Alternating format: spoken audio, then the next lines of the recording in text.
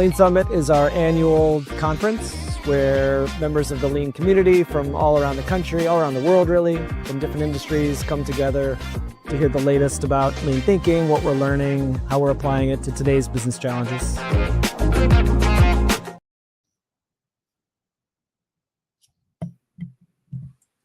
All right. Welcome to From Toyota to Tech, Wiring Organizations to Win with Steven Spear. I'm Tyson Heaton with LEI.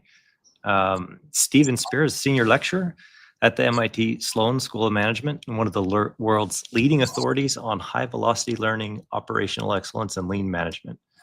He's widely known for his landmark Harvard Business Review article, Decoding the DNA of the Toyota Production System, which helped kind of demystify the underlying mechanisms of Toyota's performance. And a newer book that you've published, Steve, Wiring the Winning Organization. Another great piece of work. Welcome to the webinar. Hey, thanks for having me. This is going to be great. So last week we were together. We visited a few organizations and had a lot of fun. I think we spent some time at Toyota, Summit Polymers, and GE. Always good to reflect on Toyota and to go back to Toyota. Is there anything that really stood out to you from that visit? Yeah, thanks. Oh boy, a ton. Just for the folks who don't know me, I've been a 30-year student at Toyota, going back to the very first time I met a Toyota senior person, 1995, going through a plant that made printers and cartridges for those printers. And when I say I'm a 30-year student, I'm still learning, because every time I go into a Toyota facility, it's like, boom, whoa. Didn't see that one coming. So just to give you a sense of things, and Tyson, thanks for the reference back to Decoding the DNA of the Toyota Production System, which my advisor and I, Kent Bowen, published, 1999. We said, what's going on inside Toyota? Everyone is looking for production control algorithms or fancy tools or this or that.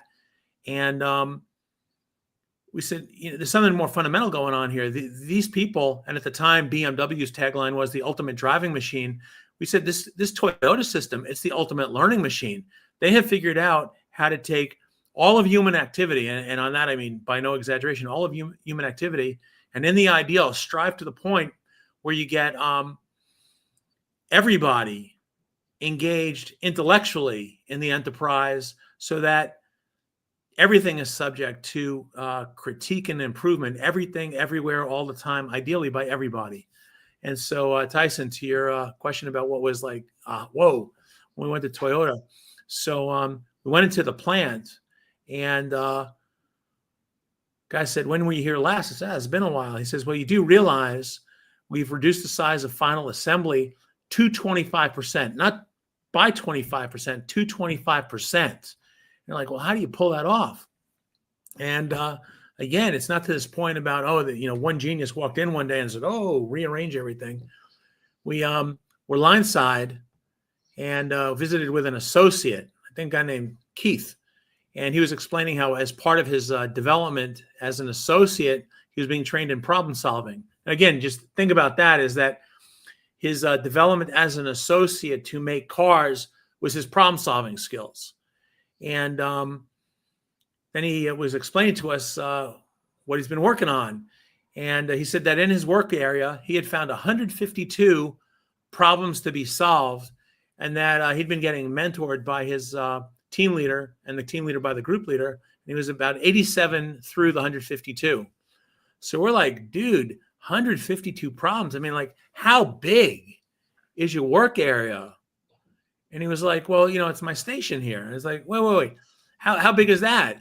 And he said, well, plus or minus 30 feet. Now think about this. 30 feet is 3 minutes of cycle time, more or less. So he'd found one problem per second in that area.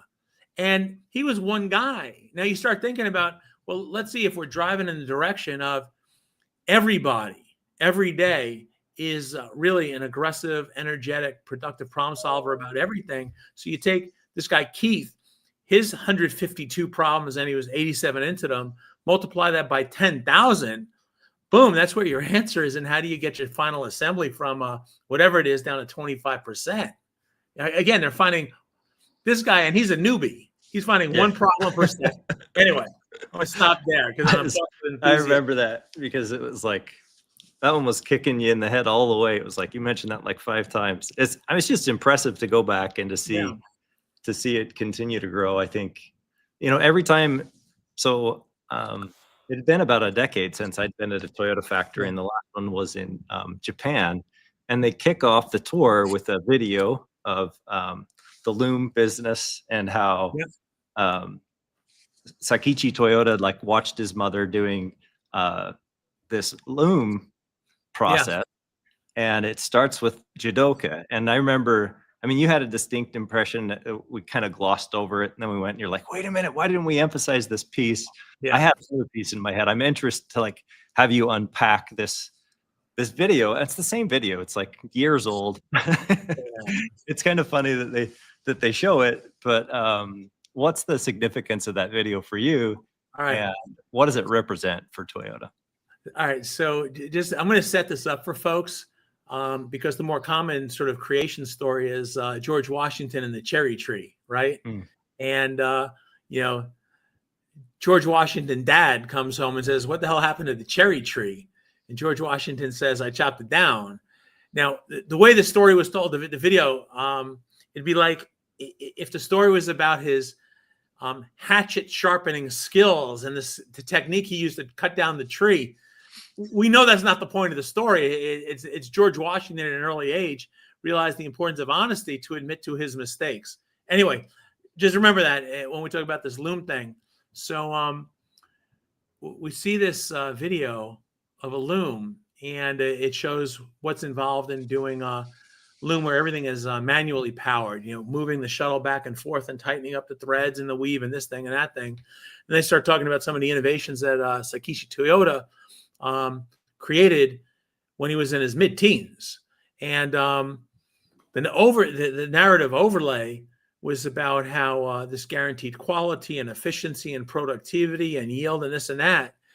And I was like, because I actually not only have been to Toyota Japan, but was to Sakichi Toyota's birthplace and home, which is sort of like a shrine. And the way they tell the story there, and again, back to, is it George Washington? It's about his wood chopping skills or his honesty. The way they tell the story there is that as a young man, he's watching the women in his village weaving and how physically difficult it was. And then they tell the story, and I'm not paraphrasing too loosely, that how he was heartbroken to realize that if one of the threads broke and they continue to weave, they would have inadvertently woven fabric with a run in it. And that where they thought they were doing something that someone else would appreciate, creating perfect fabric for clothing, they had created something worthy of rags. And how he committed himself to not let that, insult continue. And so then it goes on to the discussion of how he invented something where if a thread broke, the loom would know and pop up a little flag, not only stopping the loom, but indicating which thread needed to be restrung. Now, the way I heard that mythology from Toyota, about Mr. Toyota in Japan, it wasn't about the technology and the yield. It was about the human element of designing systems where people step into their job with confidence that they're going to succeed, that they will do something that someone else appreciates and values. And that on the chance, again, because it's human beings designing complex systems, so they're going to fail, stepping in with the confidence they're going to succeed, but also aware that if they fail, they'll find out and they can improve on the next day. So it's this notion of continuous regeneration is the story. Anyway, Tyson, I reacted as did you when they were talking about, this is all about, minimizing waste and ensuring quality and minimizing scrap and raising yield. It's like, no, that's not the story at all. It's like sharpening the hatchet and, anyway. Yeah. I mean, it's fascinating. I mean, and they have the just-in-time pillar, and they talk about the bank and the pressure and the money and this sort of thing. Right. But the cultural foundations are so kind of deep in terms of this human element at the core of it. For me, Jidoka, part of the concept there that I always think of is like the kid with the Jack in the Box, and they're always waiting to know when that thing's going to jump and shock them. Yeah.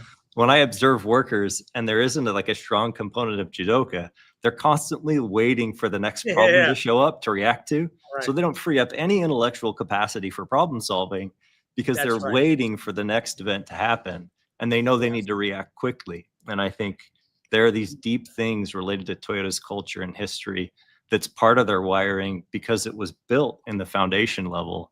And it's kind of like, I mean, the new book, the Wiring the Winning Organization with Gene Kim, like there's wiring and then there's rewiring. Yes. And I think you have some examples in there around rewiring, but why, tell me about this book with Gene Kim and why Gene Kim's a tech leader. Why, what led to this book and what led you to get to know Gene and explore these concepts? Yeah. Hey, Tyson, before I do that, I just want to do a quick pickup on what you were saying about Toyota reserving people's intellect and attention towards actually doing work and solving problems in the work, not sitting there and monitoring the work itself, looking for problems. So they're wicked frugal in terms of how they spend people's attention. And just to give sort of put quantification on this is that when you say, well, what's our budget for problem solving? And people will come up with a number of how much they allocate time and money, but the answer is 25 calories. And here's how I came to that, is that, an average diet is plus or minus 2,000 calories a day, which works out to about one slice of bread calorie count. I'm not saying that's a balanced diet, but just to keep the image going, about one slice of bread per hour, 100 calories. And your brain gets 25% of your calories. So that's 1/4 of a slice of bread is your entire problem solving budget for the hour. So then the question is, if I have and again, think about the stingy budget you have. It's a 1/4 of a slice of bread. And we're not talking like whole wheat with nuts and raisins and dates. We're talking like white bread. If that's my entire budget, I got to be wicked clever on how I spend that budget of 1/4 of a slice of bread. And so the Toyota folks, they're like, man, we don't want people burning their 25 calories of brain power monitoring stuff. We'll build the monitors, the built-in test, as we called it. We'll build that into the work so that when the thing does pop up, boom, those 25 calories can be applied towards creating solutions to the problems, which until that thing popped up, they didn't even know existed. So yeah, anyway, it's wicked important. Now carrying it over to the wiring book. So, those people who know me and, from this conversation so far, I'm pretty much a factory rat and really comfortable and actually like to be on the shop floor, the deck plate, whatever else it is. So to Tyson's question, why write a book with an IT nerd? And the answer was, I've known Gene Kim, who's well known in that community for books like The Phoenix Project, The Unicorn Project, DevOps Handbook, etc. And you know how it goes, right? We've seen it even in the manufacturing community. People will say, it's like, oh, no, I'm sorry. We do lean, or we don't do Six Sigma, or Six Sigma versus lean, or whatever else. God knows I'll never solve a problem by DMAIC because I'm an A3 problem solver versus, right?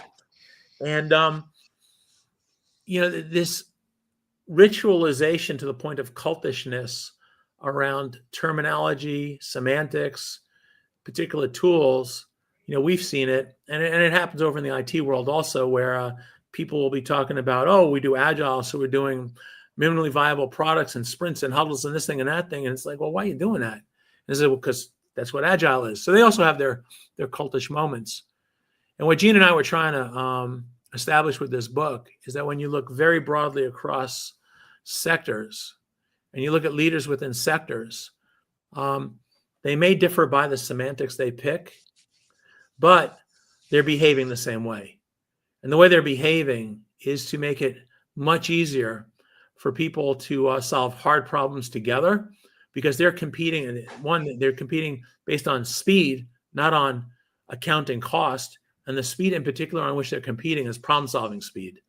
Because the attitude is, if you and I start today with the same problems, then I can't get ahead of you and you can't get ahead of me. However, the one of us that can see problems, solve problems, and bring those solutions into sustainable use, boom, that's a step ahead. And if we do that every day, all the time. Again, remember that guy Keith back at the Toyota Georgetown plant with his 152, one problem per second. We're going to get ahead, stay ahead, not only stay ahead, but widen the gap. So anyway, why did Gene and I write this? Is we wanted to get past the kind of the tribal attitude around these things and say, actually, there's some general principles which are applicable in any situation where we're responsible for the work conditions other people find themselves in every day. So when you step into a culture where that's not the case, are there elements of success? Like, a lot of people listen to this might be like, that's great. What do I do in my organization, or how do I help like bridge this divide? Maybe the two divides we could speak to. One is the divide of language between these two groups, which you're doing and behaving in similar ways. You're just calling it different things. And then the other divide being like, how do you, if you have this vision of like, oh, how do I slow problems down? How do I break them down to smaller pieces? What are some mechanisms that you've kind of noticed being either consistent or outstanding across organizations that make the shift?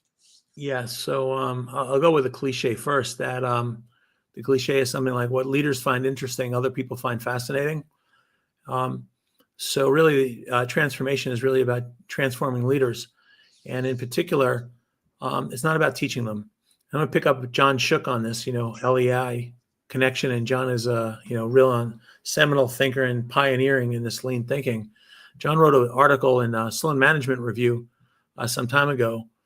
And his point was doing precedes thinking. Not like, and his point was, if you want to, and while we're talking, maybe someone can look it up and pop it into the post, but it's John Shook, Sloan Management Review. And his point was that very often we think is like, oh, if I change my thinking, somehow things will transform.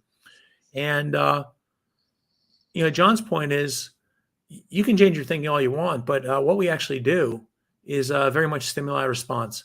And we have our habits, we have our routines, biases, prejudices, muscle memory, however you want to phrase it.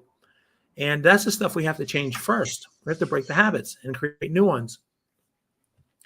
And so you tie those two things together, that first we have to change our doing, and then it changes how we think. And then once we have that, then it goes forward. And we go with this, what leaders find interesting, everyone else finds fascinating. So that you put those together, and what they sum up to is that if we want to transform an organization, we have to transform the doing of leaders. So their thinking transforms. And two things that happen then. Other people say, oh, look at that, Tyson, my leader, he's acting differently. Perhaps I should emulate what he's doing because apparently he thinks it's important. And then as Tyson turns the doing into his own thinking, then his own thinking can become his own coaching. And that's where the multiplication, the exponential growth comes in. But anyway, long and short, start with leaders and focus on their doing, and then the thinking will follow. And again, we've all had this, just real quick, the counterfactual. We've all had this experience where we have courses, we have seminars, we have workshops, and yet when people are done with those, they go back and keep doing the same old thing. And why is that? Because we haven't given them the experiential sets and reps to change their doing and create new habits. So as we continue the conversation, if people want to pop questions into the chat, we can kind of address those, because it's kind of taking some of this stuff down to the context that you're specifically working in can sometimes be challenging. So if you have a context and a specific challenge that you're working on that you'd like insight on, go ahead and pop those in. Right. One of the, as we've talked, Steve, like these terms that you use, like social circuitry and how to rewire an organization,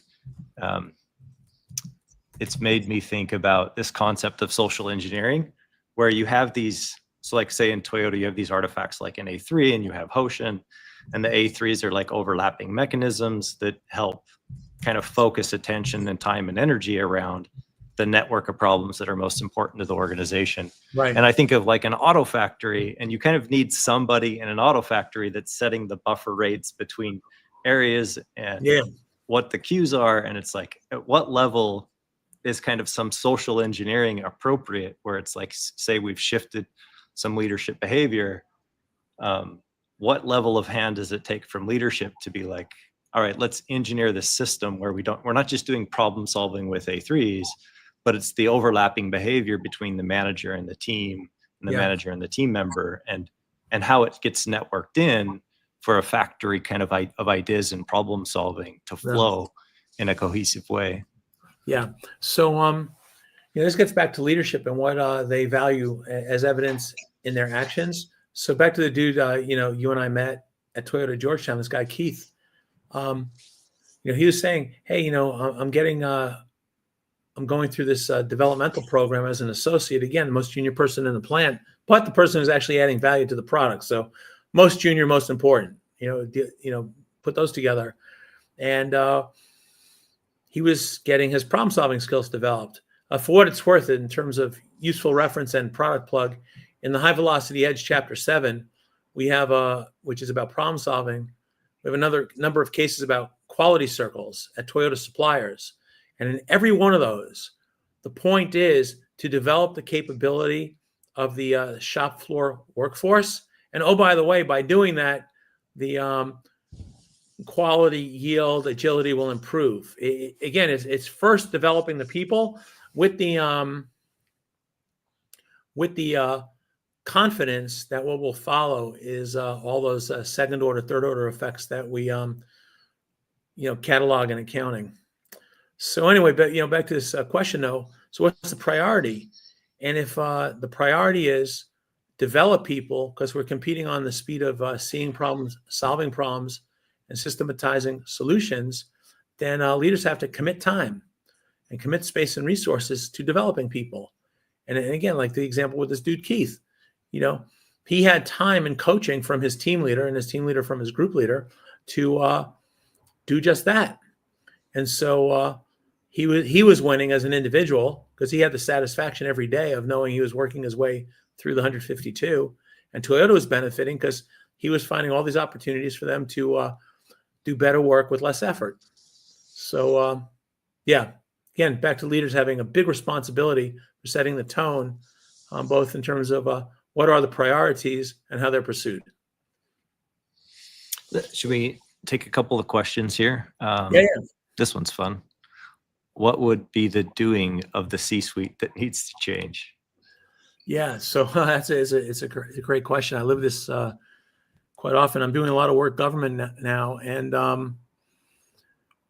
we can't do a poll here, but I just wonder how many people remember the name Robert McNamara.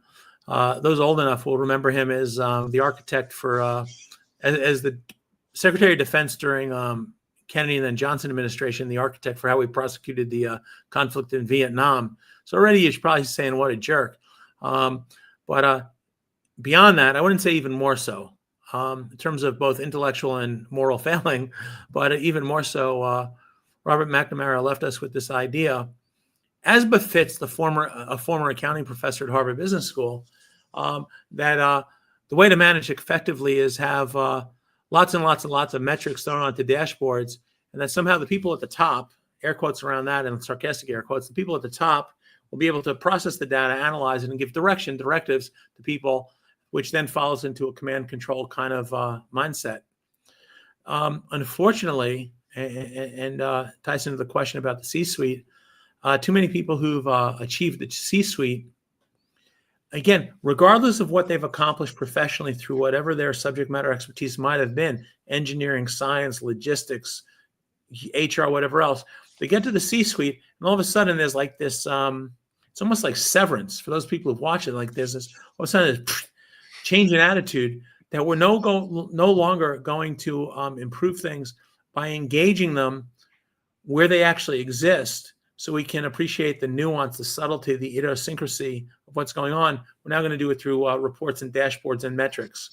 And I suppose there's some sort of emotional satisfaction to think like, oh, now I'm the big shot. I get to look at all the data and decide what transactions we're going to make, who to hire, who to fire, what to buy, what to sell, what market to enter or exit or whatever else. But the thing is, metrics may tell you where to look. It's like the little dashboard sensor on your, engine check, but you don't manage the reliability of your car through that dashboard sensor. You check the engine. I better do that, and I do that, or or I'll find an expert who can actually get under the hood and check the engine. That's right. Go to the Gemba. It's unfortunate, it's a cliche, but go to the point of work, because there you can discover reality across all these multiple dimensions of complexity. And if you stay back here and you're seeing things presented as up and down, left and right, red and white, I mean, again, you check engine light on the dashboard is enough. It's binary. Either it's off and you don't have a problem, or it's on, you do have a problem, and the right response is check the engine. Not like, oh, can we have more metrics? Like, anyway, Fortune, you're 100% right. And I see Roger Koopman is dumping on Robert McNamara, and way to go on that. But anyway, picking up, I see another comment. I think just quick on that. I think I read something where executives tend to overestimate the power of like their PowerPoint and their memo, and underestimate the power of kind of their behaviors and how they engage with the work at the work level. So it's kind of a fascinating. And bingo, look, and any of us who've had experience either being a child or a parent, which I think all of us have had at least half of those, and then teacher, coach, mentor, et cetera, that, let me step back. You start thinking about it. What people know best is the experience in which they've been embedded. That's it, right? Because that hits us neurologically, emotionally, through endocrinology. Anyway, you know what I'm saying. Everything else is an approximation of that. And as we know, with any approximation, there's information loss. So when we have something, we take a video of it. The video is good, and let's say it has an audio, but there's still something missed. If like you're in the video and you're watching, you say, oh, but what they didn't get. And then if we take the video or audio and turn it into a drawing, even if it's like a cartoon, a series of drawings, we say, oh yeah, it's good, but we lost something there. Then if we go from that to words on paper, I mean, look, Hemingway was a freaking genius, but even Hemingway lost some of the detail about the fish and the old man in the sea. So anyway, for some reason, leaders start thinking like they're Hemingway-like in their eloquence, and forget about the importance of their actions and how their actions shape other people's doing and thinking. There's one, we should do this, right? A little bit more information about the book, Wiring the Winning Organization, kind of some of the major themes, what it is is happening there, and why they should pick it up and read it. Yeah, fantastic. Well, pick it up and read it, because I exist basically on reinforcement of self-esteem. So like we started this, and I read the book and I'm already feeling good. So just my very selfish utility function. But more to the point, and I think this, I think Dana and Dwayne asked similar questions. What useful mechanisms? So in the book, we come on strong with the proposition that we're competing across sector on the speed, breadth, depth, quality of our problem solving, full stop. Now, for instance, just want to say, we didn't invent that proposition. There's a whole long list of literature in the operations management domain, which compares across good and bad organizations, and says, the ones that are winning, there's something different about how they're managing people. We start off the book and say, yeah, but that's not just an aside. That's actually the thing we're trying to optimize on, is this ability to see and solve problems and bring solutions into reliable, systemic, repeatable use. So then we say, well, all right, if that's the concern, then what do we have to really worry about? And so we set up this contrast between something called the danger zone and the winning zone. And the danger zone is conditions in which it's wicked hard to solve hard problems. And the winning zone is where it's much easier. And, characteristics of the danger zone. And as I'm saying this, just do a quick mental check of like, oh, yeah. When I've been in situations where I thought I was going to fail I was actually in the danger zone, cognitively in the danger zone. So problems that are, incredibly complex because it's everything all at once tied together. I have very little time. So I'm like doing stimuli response fast thinking versus sort of reflective, generative, creative thinking. I don't have time to run experiments or have experiences, so the iteration is taken out. So as a leader, kind of a built-in check is, one, do I have my people in the danger zone? If yes, then it's imperative on me to get them into the winning zone.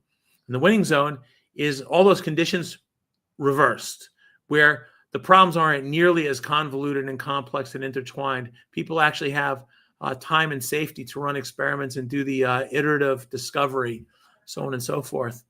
So anyway, tying it back to Dana and Dwayne's question, we say in the book, there's basically 3 mechanisms to get out of the danger zone into the winning zone. So one, and this is the first one we pick up, is you got to slow down. You got to slow down. And the reason for this is that our brains are very good at quick thinking, which is good. Again, we have 25 calories an hour to think. So certain things we just want to have stimuli response, like, oh, light's yellow, it's going to red, hit the brake. But when we're in situations where we don't yet have useful habits or stimuli response, that's when we need to slow down and have that generative, creative, reflective thinking and doing, where we can actually learn something. And so in the book, we give all these examples of organizations which were very, very deliberate of when there was a problem, they created the protective time and space to actually do slow thinking rather than fast. So that becomes mechanism one. The second, and that's to make, slowification, we call it, slowification, to make solving problems easier to do. Then there's a second mechanism, and there's only 3, right? There's a second mechanism, which is when you have a problem, is there some way to decompose the problem so the problem itself is easier to solve in its parts and then reassemble it rather than trying to do it all at once? So simplification is the mechanism for making problems easier to solve.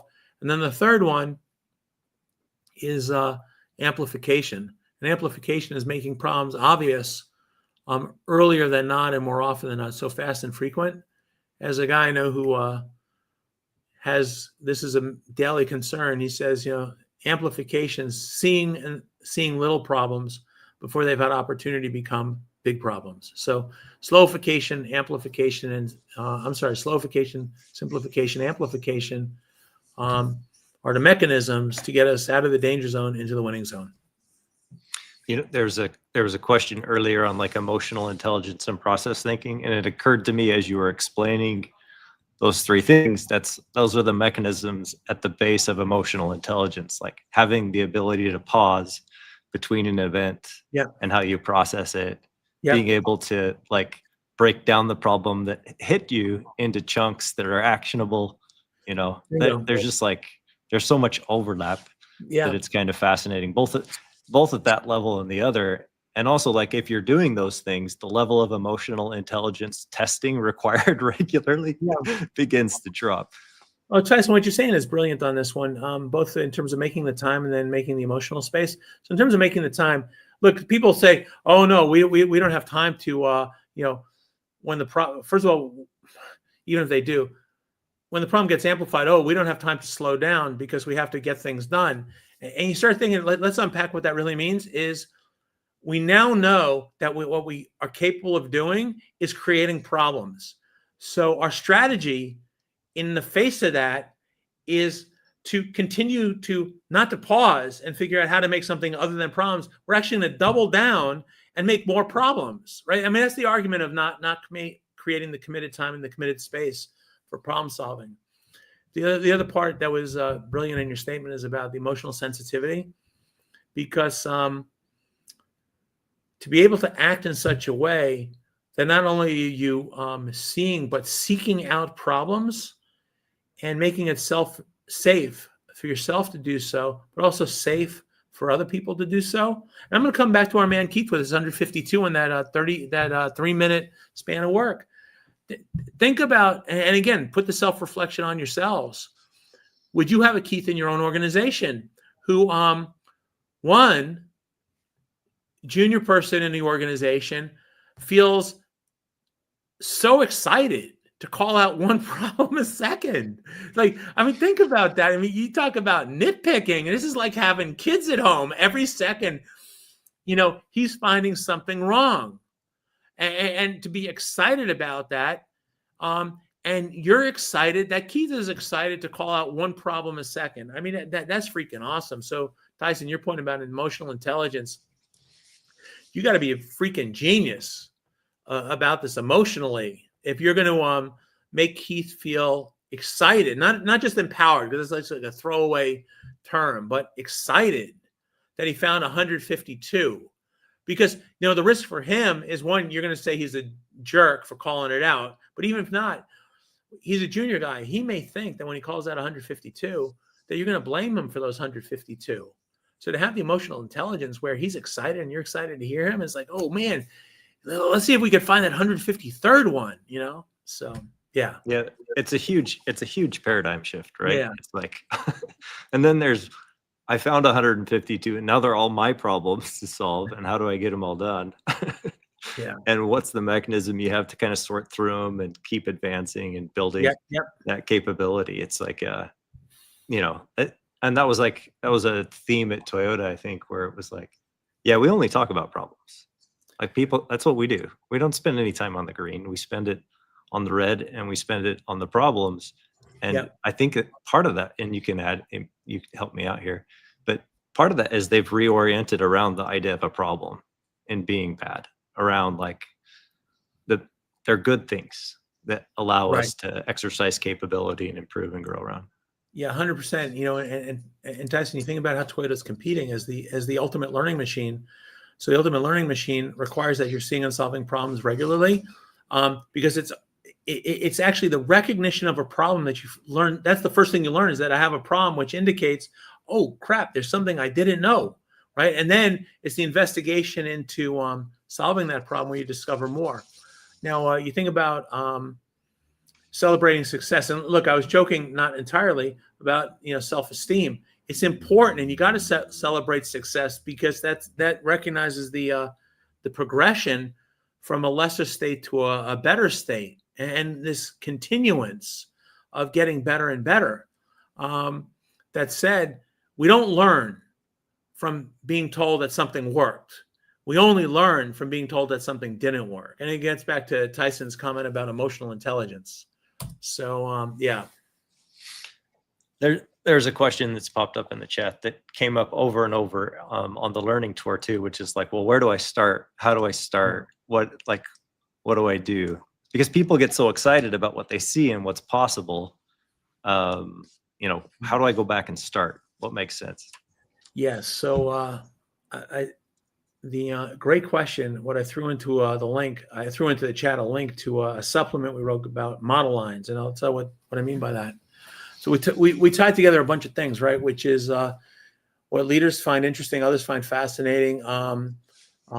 Leaders have to transform first they're doing, and then their thinking will follow. Once their thinking follows, then their behavior will be consistent. So to this transformation thing, what I learned from Toyota, I didn't invent any of this, but what's been proven out in practice is that you have to start by addressing the behavior and then the thinking of the most senior person you can access. And look, ideally, it's like at the CEO level. And in the High Velocity Edge, we talk about Paul O'Neill leading the charge on this stuff at Alcoa. And sometimes it's not. Sometimes it's the unit nurse in a hospital, and that's fine too. But the idea of a model line is you pick some small piece of the much larger whole, so that it becomes a training platform for that person to whatever else they're doing day to day, on that particular piece of work, they can practice acting differently. So, for example, when Alcoa started building out the Alcoa business system, they started their pilot site or model line at an extrusion plant in Davenport, Iowa. And the only reason they started there is because the senior leader at that site raised his hand and said, you know what the hell, I'll give this a try. So they picked a production cell there. It had nothing to do with that being like a critical plant in the whole network of Alcoa, or that the most important process there. I mean, it wasn't important, but it was because that was a place to give this leader an opportunity to try new things safely. And then as he tried new things and learned new things, then he could teach others. So anyway, to the question, small footprint, very long leg. So you're reaching up to the most senior person you can, so that as they start to change their own doing and their own thinking, then the influence fans out like opening a fan. Yeah, I think of get access to the most senior person you can possible. Sometimes that's yourself. and this idea that it's hard. We talked, it's like, it's hard to go visit Toyota because you're trying to keep your energy to run races by observing Olympic athletes. Yeah. And I think a big failure is the failure to understand compound interest and how improvement capability is essentially compound interest. So, Right. We went and visited GE and their factory floor. They're doing some incredible work. And if we had rewound like 5 years, I'm sure it looks like I'm never going to get this investment to pay off. But when you look back on it, kind of what happens there as things move forward. Yeah, that's right. And look, it's like the old Clairol shampoo commercial, which is, I told two friends and I told two friends and I told two friends. So when you get started, if it's you, all right, that's not very impressive. And it's now, you've gone from 1 to 3. All right. That's still not impressive. And the 3 becomes, I guess 9 or I got to do the math. But anyway, it's still not impressive. But like you said, the compounding, the curve is really flat. It's really flat. It's really flat. And then it inflects. And it's like, holy shit, we went from, nobody to everybody overnight. And when you get that inflection, then it's too late for anybody else to catch up, because you're doubling and they may be doubling, but you're doubling off of a very large base and they're doubling off of a very small base. So good luck on that. Yeah. So. Oh, did we lose Steve? Hi, Tyson. Yeah, we lost Steve. Let me give him a call and try to get him back on stage here. Okay. I was ready to move to Carlos's question. How is AI changing the wiring of organizations? And how should AI be used? So I'm interested in that question. We'll have Steve hop back on. I'm interested in putting that to the group too. How is AI shaping your own organizations, and where are you seeing it show up? Like, even just like on a scale of 1 to 10, 1 being negative, 5 being neutral, and 10 being positive, rate your organization's impact with AI on your work and your improvement capability. I'd love to see those numbers drop in there.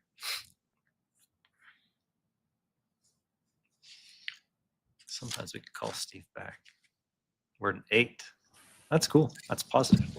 Ah, you're back, Steve. All right. We had, while you were gone, I read Carlos's questions. Carlos asked about AI and its impact on organizations, and what it's doing and what kind of impact is it having, and what is it having on wiring organizations. Then I asked the group, rate AI's impact on your own work, 1 to 10, 5 being neutral, versus positive and negative. And so that's what you're seeing, the scores coming in on the sidebar there. But I think AI came up briefly as we were on that learning tour, but maybe you could share what you're seeing and kind of what some of your thoughts are related to AI and its potential versus its pitfalls or risks. Absolutely. And I apologize. I think, I don't know what's happening with the transmission, but I look like I'm moving in slow motion, like the $6 million man.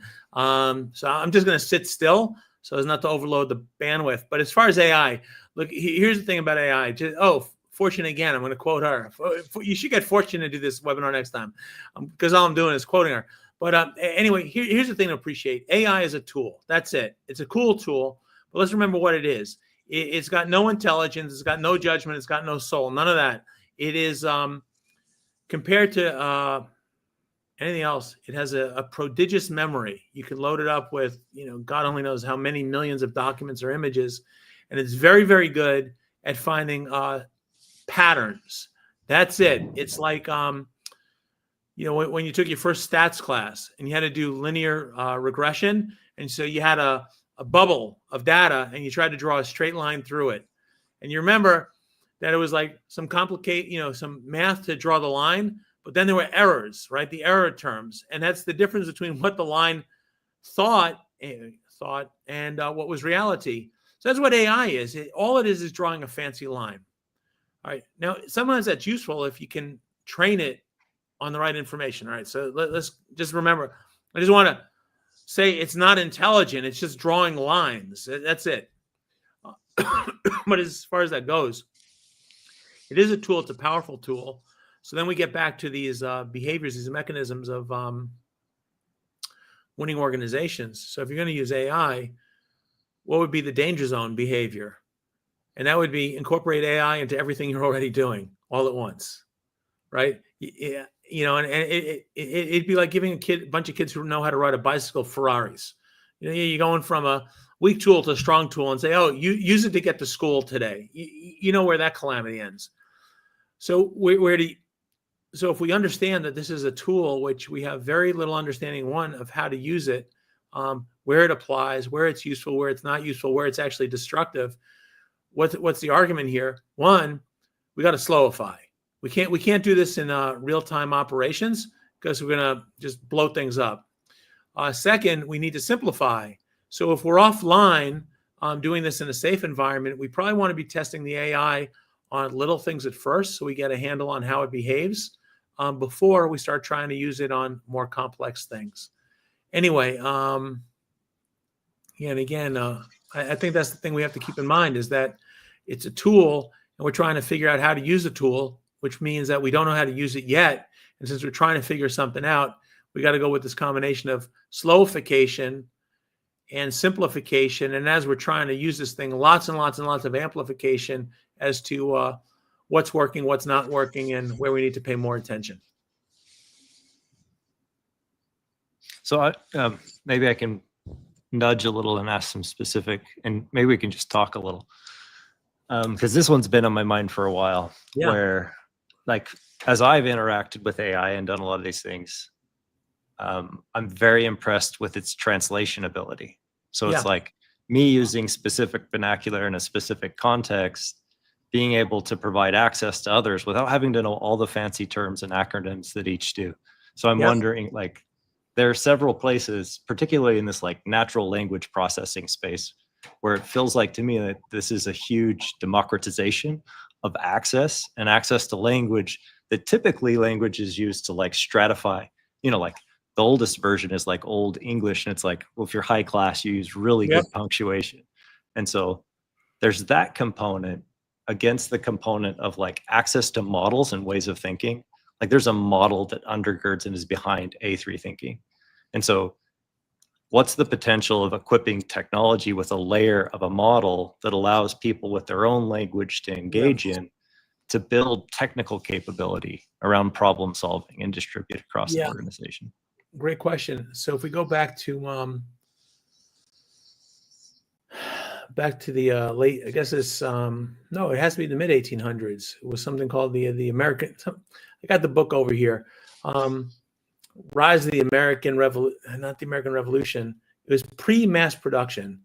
It was the American system. Someone will Google on this. It's something like the Rise of the American System, and it talks about how the U.S. Innovated, and particularly folks in New England innovated on how to get interchangeable parts. And with interchangeable parts, you could have mass production, mass sales, and that kind of thing. This is long before Henry Ford and the moving assembly line. And the key to mass production, again, achieving interchangeable parts, right? Rather than everything being handcrafted, and was fixtures to hold parts in place, jigs to guide the hand of the person doing the labor, and gauges to make sure that what came out was good. And you start thinking about this in comparison to the craftspeople. So the craftsperson has got such fine motor skill about a task that they can hold the part in place. They don't need help guiding their tool, their instrument, because they've got lots of practice in a touch. And they know by eye or feel whether they've been finished with their work or not. And what fixtures, jigs, and gauges did was democratize, certainly wildly expand, who can make something of quality and consistent quality. And I mean, this is the history. I think Whitney and Singer and some of those folks were the pioneers in this whole idea of fixtures, jigs, and gauges. So anyway, tying it back to this AI thing or A3 thinking, is that if we see some activity and it appears that to be really good at the activity, you have to be a craftsperson, lots and lots of experience, which has been distilled into great sort of mastery and competency. Then it does invite the question, can we make literally or metaphorically a fixture, a jig, and a gauge to guide the apprentice in the direction of being really good? Right, there we go. Thank you, Beth. The rise of the American way. Yeah. So fixtures, jigs, and gauges. And again, that was for physical work. And it was a way to make capable, literally the unwashed, non-English speaking masses so they could contribute to industrialization. But that said, if we can do it for physical work, why not? And again, it's interesting. Sorry for thinking out loud. We did it for physical work, but it's physical work that required tremendous intellectual horsepower to do it well. And so we can do it for intellectual work, which is expressed through physicality of making things. And why can't we do it for other intellectual work as well?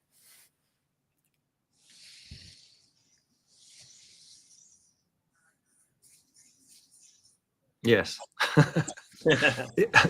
Yeah, it's something to think about. And I think it changes the way you'll design, the way you interact with it, if you think of it as a jig and a fixture versus completely removing your responsibility altogether. Right. So, that's right. Because even with the fixture, jig, and gauge in standard work, apropos being a Toyota, still there's the human element there of having someone who's been part of the process of designing the fixture, designing the jig, designing the gauge, designing the standard work around it, and being attentive to things not working with that. And so trying to make modifications in it. Yeah, so the human intellect is always, and Tyson, I shared with you a conversation I had with a colleague where he's trying to do stand up a new organization. And he said, what we're trying to do is get some automation to remove labor from the effort. And I snapped back at him, and I think because you and I had been in Toyota earlier that day, I said, no.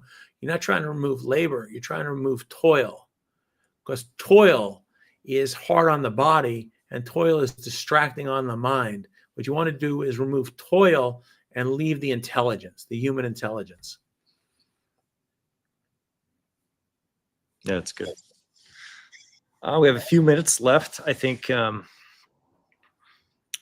we'll have, I think next month we have Gene Kim on, so it'll be interesting to have him speak to the work and hear his perspective related to technology application and how he's just a great community builder. It was fun to visit with him and see what he's done in tech. And it was, I just got to tell you, it was fascinating to go to Gene Kim's tech conference and hear all these guys talking about like Deming and visiting the places of the Industrial Revolution and be completely fascinated with things like, the goal and these early thinkers and how they've been influenced, and just to see it taking gain in tech, which has been going on for a while. But it was a great experience for me. So it'll be fun to talk to Gene with that webinar, and it'll be fun to have Gene and you at the summit in March. That's right. So Absolutely. A little plug for the summit. And if you come to the summit, you can always corner folks like Steve and Gene and really bludgeon them with your questions about your particular challenges and dig in there. Anything you'd like to say, Steve, there to kind of wrap us up, and or burning questions from the group that you're like, wait a minute, you haven't answered this. Yeah, so I'll tell you what.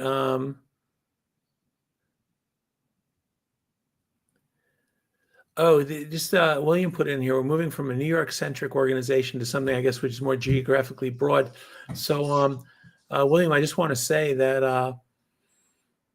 that was Toyota's challenge, right? Because they started in Japan as a very, very small maker of automobiles, some of which they were able to export, and some of those which people were willing to buy.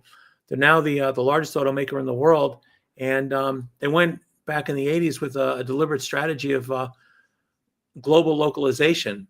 So, we were in Toyota Georgetown, and they were saying that, one, they're one of the largest automakers in the country, if not the largest. I forget where they rank with Ford and whether you count trucks or not count trucks.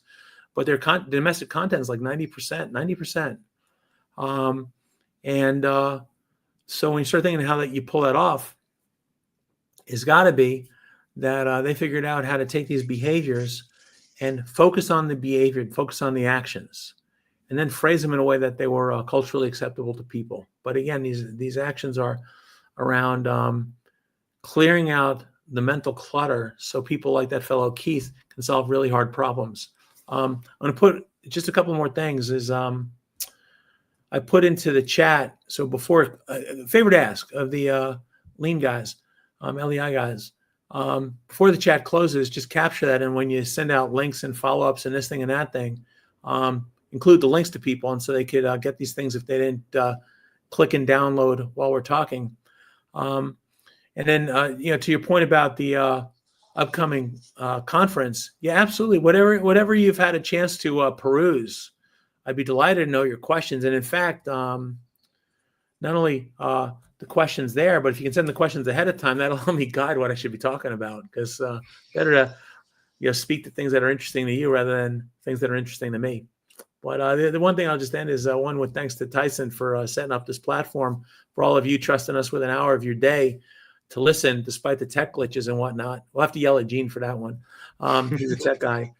But also just the encouragement, which is I think the Toyota people really locked onto something, which is we can't be perfect, but we can pursue perfection every day, and that is enormously satisfying. And beyond that, we can create the opportunity for other people to relentlessly pursue perfection too. And I'll just say this outright, that if that's how we think about ourselves as leaders, giving other people the opportunity to perfect themselves or try to perfect themselves more and more every day, in some regards, we're doing something I think that's really sanctified, not just industrial or capitalistic or professional. We're doing something that's really sanctified in helping people find greater expression for their potential to create as people, and greater opportunity to do something valuable for other people as well. So this is really important stuff, and we shouldn't overlook the fact that this is really important stuff. Yeah, I totally agree. And I think the summit in March, we do have an emphasis on tech that's a little higher than we've been. And I think for us at LEI, what's happening within tech, there are things that are happening that are maybe democratizing access and making technology a little bit more malleable and Kaizenable. And so we're really excited about this space. And I think the work that you've done, Steve, with Gene and others, to try and keep this realm of work that's happening that liberates people, that allows them to be creative and free, like pulling them together in the common space of creators is a strong desire of LEI's as well, is to say, wait a minute, if we help bridge these communities and bring common language together and work in this space, that we can help accelerate capability across organizations. So there is that kind of tech emphasis we're trying to bring into the conference, and we'll have some speakers there and some breakouts that are more focused on bridging these gaps and how to connect folks in a way that's meaningful. Fantastic. Awesome. Well, should we let them go 2 minutes early? People won't complain about getting time back. And again, Tyson, thanks to you and your colleagues, and for all the folks who tuned in today. And just keep, finding broken things, fixing broken things, and teaching other people to do the same. And that is a good life. That is a good life. So thank you. Thanks, Steve. Appreciate it.